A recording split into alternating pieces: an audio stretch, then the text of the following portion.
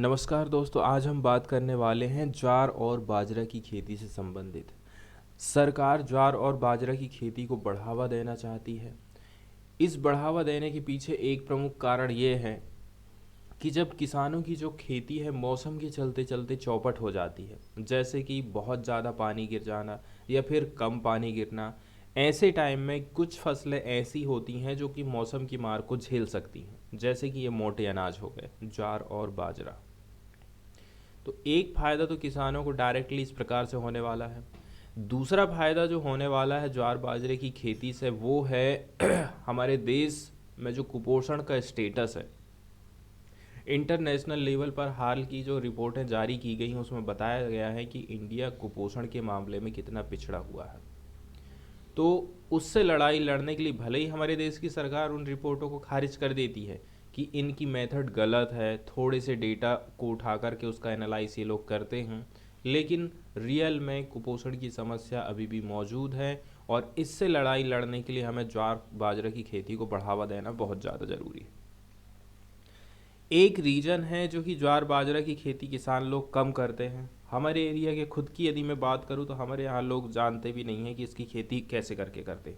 पहले के टाइम में होती थी, लेकिन आज के टाइम में जो किसान है वो पूरी तरह से गेहूं के उत्पादन और धान के उत्पादन में पूरी तरह से डिपेंडेंट हो गए हैं। क्यों? क्योंकि किसानों को एमएसपी मिल जाती है। यदि वो ज्वार बाजरा की खेती करते हैं, अब चूंकि मेन हमारा जो खाने की जो ज़रूरत है वो गेहूं और चावल से पूरी हो जाती है। दूसरी बात यह है ज्वार बाजरा उस प्रकार से हमारी ज़रूरत को पूरा नहीं करता है। उतनी ज़्यादा आप देखेंगे ज्वार बाजरा की खुराक लोगों में नहीं पाई जाती है।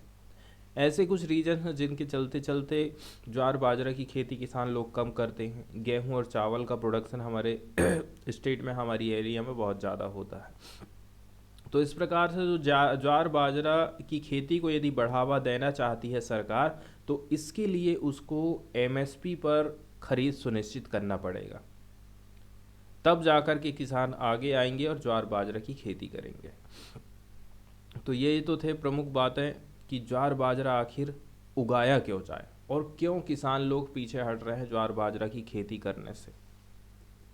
ज्वार बाजरा की प्रोडक्शन को बढ़ावा देने के लिए, इसके बारे में ज़्यादा से ज़्यादा लोगों को जागरूक करने के लिए इंटरनेशनल लेवल पर भी बहुत सारे प्रयास किए जा रहे हैं। जैसे कि यूनाइटेड नेशंस की तरफ से यदि हम देखें तो यूनाइटेड नेशन सिक्योरिटी काउंसिल ने साल 2023 को बाजरा का अंतर्राष्ट्रीय वर्ष घोषित किया है।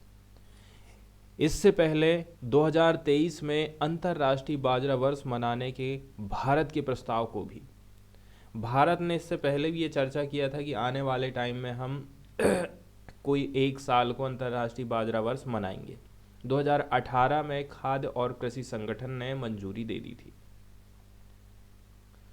तो ये जो इंटरनेशनल लेवल पर जो इनिशिएटिव चलाई जा रही है, ज्वार बाजरा के स्वास्थ्य लाभ हैं, हमारी हेल्थ के लिए बहुत अच्छा होता है ज्वार बाजरा। इसके साथ साथ में जलवायु परिवर्तन की मार को भी ये फसल झेल सकती है। तो इस प्रकार के जो फायदे हैं ज्वार बाजरा की खेती को लेकर के लोगों में जागरूकता पैदा करना बहुत ज़्यादा ज़रूरी था और काफ़ी लंबे समय से सरकारें इस पर विचार कर रही थी। ज्वार बाजरा की जो फसल होती है मेनली यदि हम पूरे ग्लोब को उठा करके देखें तो समशीतोष्ण वाला एरिया, उपोष्ण कटिबंधीय एरिया, उष्ण कटिबंधीय क्षेत्र के जो सूखे वाले एरिया हैं जहाँ पर पानी कम गिरता है, जहाँ पर पानी की अवेलेबिलिटी बहुत कम है, वहाँ पर इसकी खेती की जाती है। ज्वार बाजरा की खेती करने से एक फ़ायदा और ये हो जाता है कि ज्वार बाजरा की खेती करने से हमारा जो भूमिगत जल स्तर है, ग्राउंड वाटर है, वो बना बढ़िया रहता है, क्योंकि इसमें पानी की उतनी ज़्यादा डिमांड नहीं रहती है। वहीं यदि हम धान जैसी फसलों की बात कर लें तो बहुत ज़्यादा पानी की डिमांड करती हैं। आप देखेंगे खेत में जाएंगे यदि तो धान की जो फसल रहती है पूरे पानी के भीतर खड़ी रहती है, मतलब उसको पानी ज़्यादा से ज़्यादा चाहिए। और वहीं यदि ज्वार बाजरा की खेती किसान करेंगे तो हमारा जो ग्राउंड वाटर लेवल है वो एकदम मेंटेन रहेगा। इसके अलावा हम ज्वार बाजरा को सुपर ग्रेन भी कहते हैं। ये जो बाजरा है दुनिया भर में लाखों बच्चों, महिलाओं और अन्य लोगों में बढ़ते खाद्य संकट और पोषण संबंधी कमी को दूर करने के लिए सबसे बेहतरीन विकल्प है। दुनिया भले ही बहुत लंबे सालों से बाजरा हमारे लिए अच्छा है, स्वास्थ्य के लिए अच्छा है, इस बारे में जानती है, लेकिन पिछले जो कुछ वर्ष हैं भारत द्वारा किए गए जोरदार प्रयासों के कारण अब देखा जाए तो बाजरे की खेती का अंतर्राष्ट्रीयकरण हो रहा है, मतलब इसको इंटरनेशनल लेवल तक उठाया जा रहा है। ज्वार बाजरा को ज़्यादा से ज़्यादा हमारी देश की सरकार प्रमोट करना चाहती है, तो दुनिया के कई सारे देशों में बाजरा प्रचार गतिविधियों को आयोजित करने की योजना हम बना रहे हैं, जैसे कि दक्षिण Africa, Dubai, Japan, South Korea, Indonesia, Saudi Arab, Sydney, Belgium, Germany, United Kingdom, संयुक्त राज्य अमेरिका। यहाँ पर जो कुछ कुछ फूड शो होते हैं, क्रेता विक्रेता सम्मेलन का आयोजन होता है, रोड शो के माध्यम से कई सारे जो स्टेक होल्डर्स हैं इनको भागीदार बनाया जा रहा है, ये लोग ज़्यादा से ज़्यादा पार्टिसिपेट कर सकें और बाजरे का प्रचार प्रसार प्रमोशन कर सकें, इसको सुविधाजनक बनाया गया है। स्कीम के हिसाब से यदि हम देखें तो gulf food 2023, food x, Seoul food and hotel show, Saudi agro food show जैसे जो कई सारे वर्ल्ड लेवल के प्लेटफार्म हैं, यहाँ पर भी ज्वार बाजरा और इनका जो और भी इनसे जो चीज़ें बनती हैं इनको हम मूल्य वर्धित उत्पाद कहते हैं, इनका प्रदर्शन यहाँ पर किया जाएगा। दुनिया भर में बढ़ती स्वीकार्यता के साथ ज्वार बाजरा का जो बाजार है, मार्केट है, 2025 तक अभी कितना बिलियन डॉलर का ट्रेड हो रहा है इसका, 9 बिलियन डॉलर का। 2025 तक 12 बिलियन डॉलर से भी ज़्यादा का हो सकता है। भारत दुनिया में ज्वार बाजरे का सबसे बड़ा उत्पादक है। वर्ल्ड में जितने भी उत्पादन हो रहा है उसका 20% और एशिया का 80% बाजार का उत्पादन करता है भारत। इसलिए भारत भारी मात्रा में हो रहे ज्वार बाजरा के उत्पादन के निर्यात को बढ़ावा देना चाहता है, ज़्यादा से ज़्यादा हम एक्सपोर्ट करना चाहते हैं।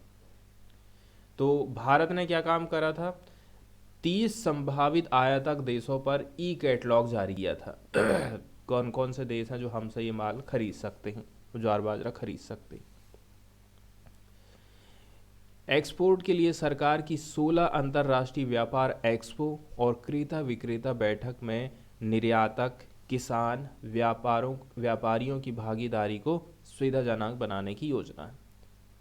तो अंतर्राष्ट्रीय व्यापार एक्सपो होते हैं, इसके अलावा क्रेता विक्रेता की बैठकें होती हैं, तो उनमें सबको शामिल करना है। एक्सपोर्ट जो कर रहा है, किसान जो प्रोडक्शन कर रहा है, इसके अलावा व्यापारी, तीनों लोगों को इस बैठक में हमें शामिल करना होगा।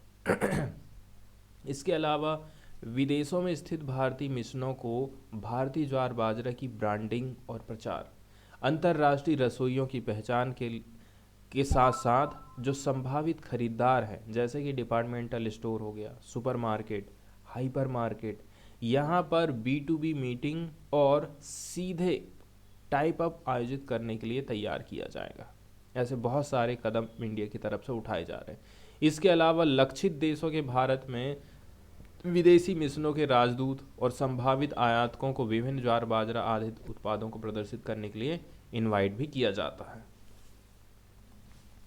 इसके साथ साथ में हमारे देश में जो नीति आयोग है, पहले योजना आयोग हुआ करता था, हमारे देश का नीति आयोग, इसके अलावा विश्व खाद्य कार्यक्रम, इन सभी ने एशिया और अफ्रीका में mapping and exchange of good practices पहल की शुरुआत करी है, ताकि इसका ज़्यादा से ज़्यादा प्रोडक्शन हो, लोग इसको खाने में ज़्यादा से ज़्यादा अपनाएं। भारत इस प्रकार से निरंतर प्रयास करते जा रहा है।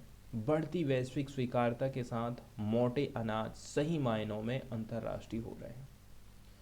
यदि हम अपने देश के लेवल पर बात करें तो भारत ने इन्हें पोषक अनाज के रूप में मान लिया है और हमारे देश में जो पोषण अभियान चलाए जाते हैं उसमें कहा है भारत कि हम अपने गरीब नागरिकों को ये मोटे अनाज भी प्रोवाइड करेंगे।